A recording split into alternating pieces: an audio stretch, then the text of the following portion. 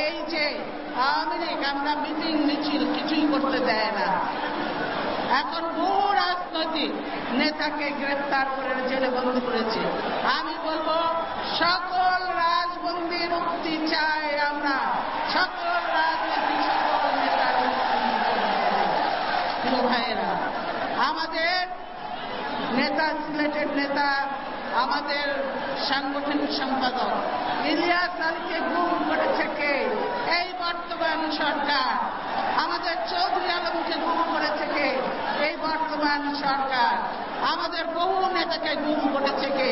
এই বর্তমান সরকার।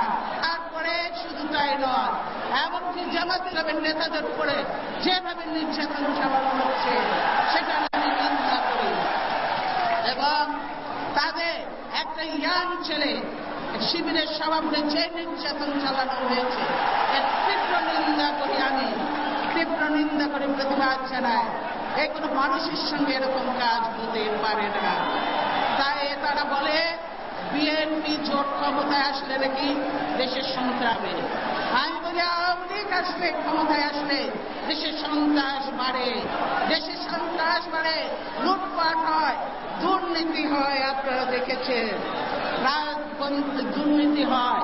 আর বিএনপি ক্ষমতায় আসলে সকল সন্ত্রাসীদের ধরে। আমরা সন্ত্রাসীদের ধরেছি। এই যে শাইখ আব্দুর রহমান কে ছিল?